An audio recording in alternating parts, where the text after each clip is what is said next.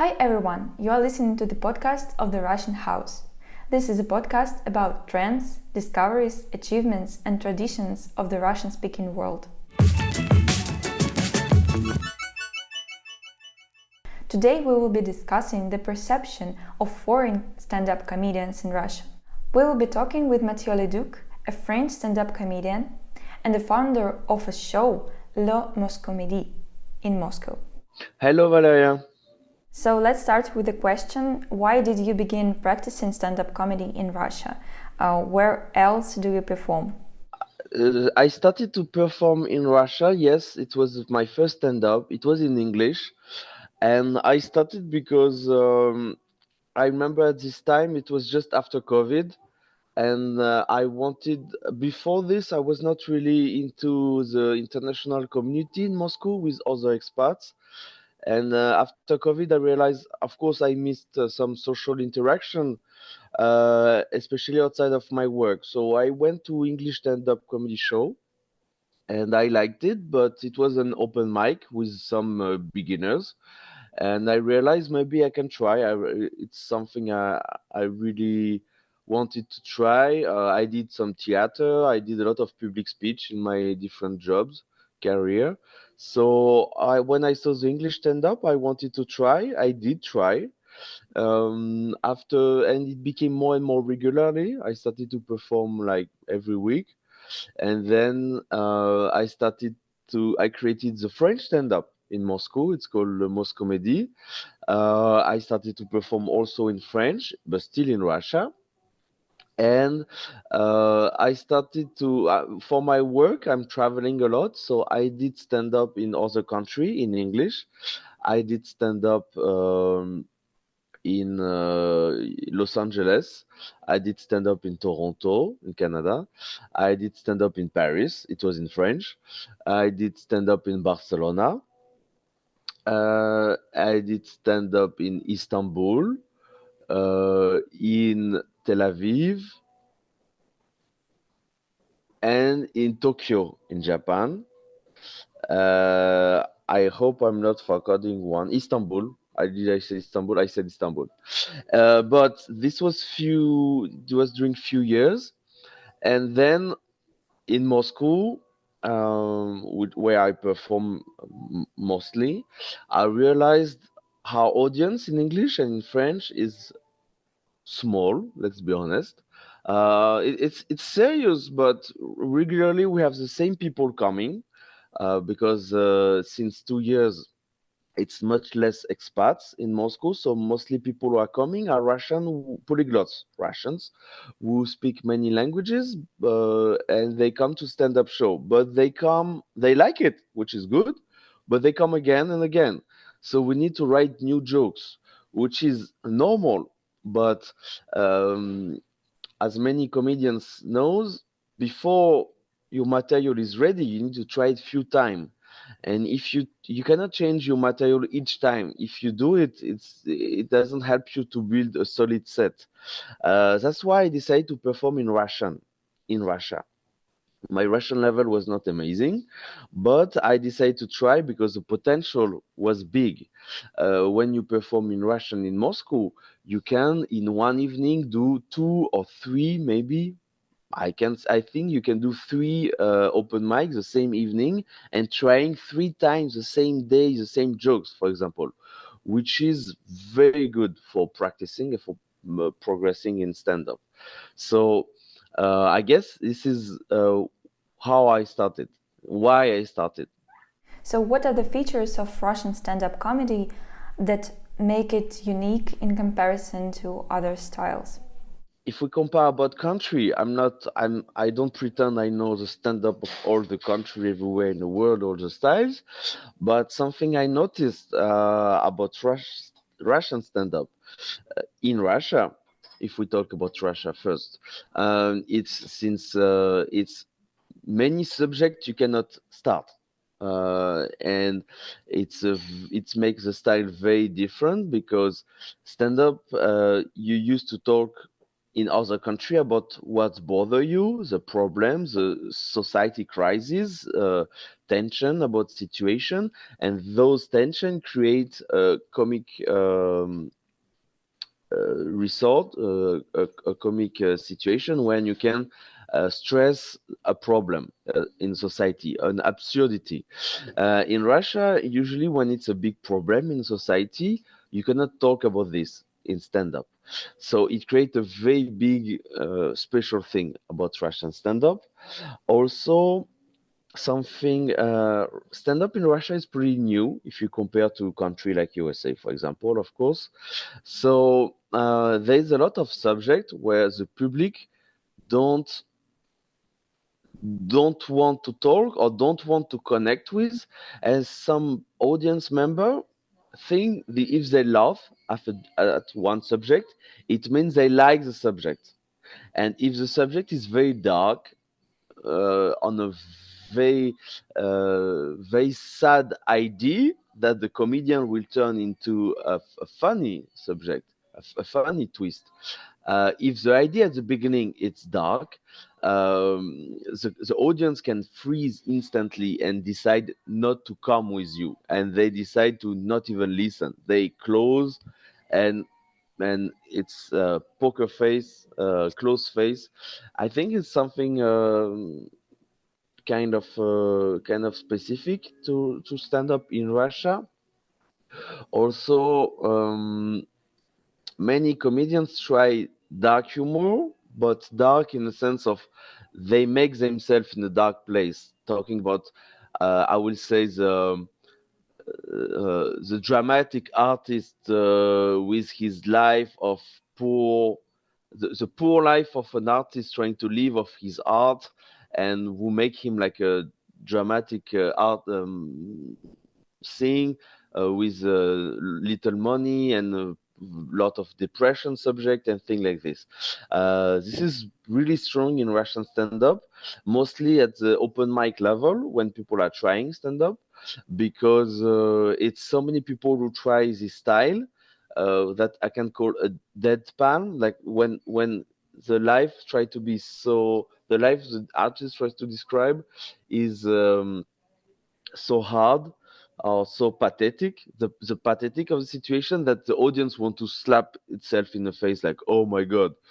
And this twist can be hilarious, but at some point many comedians tried at the same time, and it create too much competition at this time, and only the best comedian did succeed this on this special style, and the other one are more lively comedy. And what topics do audiences in Russia typically find funny? Do jokes in Russian stand up sometimes offend people? And how can you tell from your experience whether a Russian audience is laughing or not? Have you ever been criticized for jokes, maybe?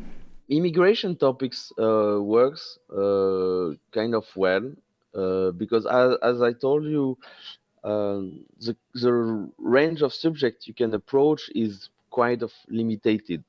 So if you want to refer to something everybody know, there's some cultural reference. For example, I'd say if you talk about a taxi driver, they will immediately the cliche will eat, and you can use this leverage to create a joke. If I'm talking about um, as a man woman relationship, this is a big subject. For example, some of this joke in France they can consider being sexist, but in Russia they works pretty well.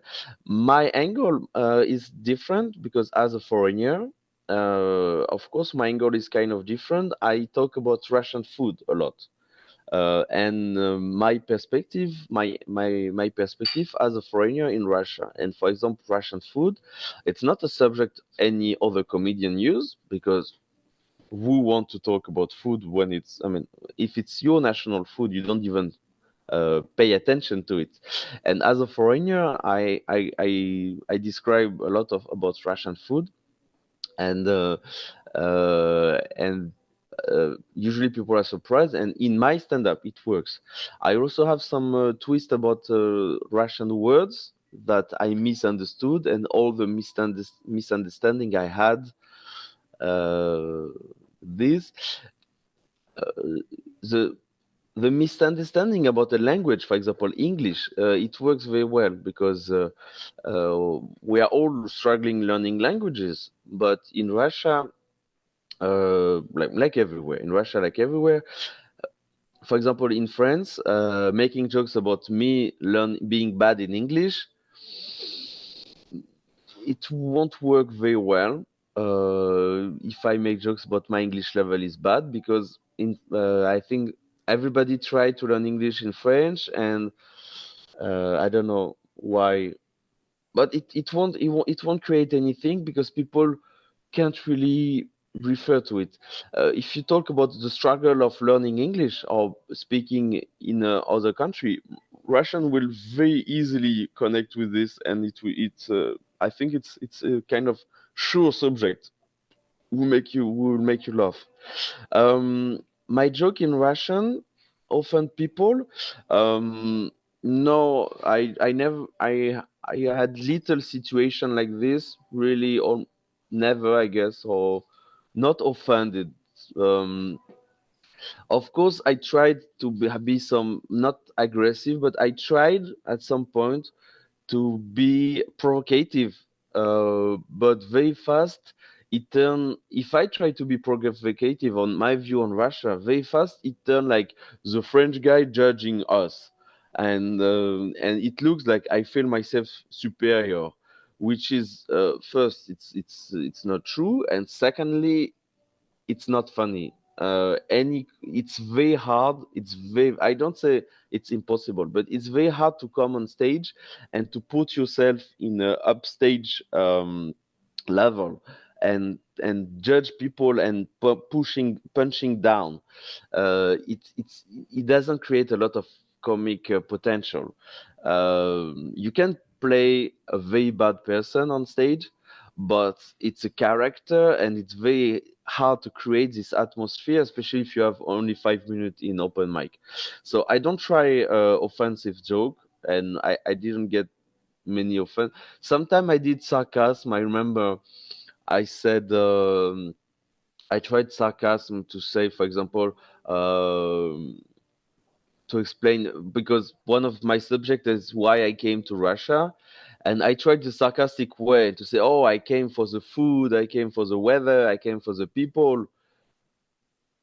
And at this time, in the audience, people start to understand why this guy came to Russia for the weather. And yes, yeah, this sarcastic twist didn't work very well, so I don't use it anymore because people don't like this kind of thing. So I try not to be offensive, and I never had this situation, I think. Well, is there anything you avoid joking about in Russia due to cultural differences or sensitivity of the audience? There is some subjects who are forbidden. You must not talk about drug, and you must not talk about politics.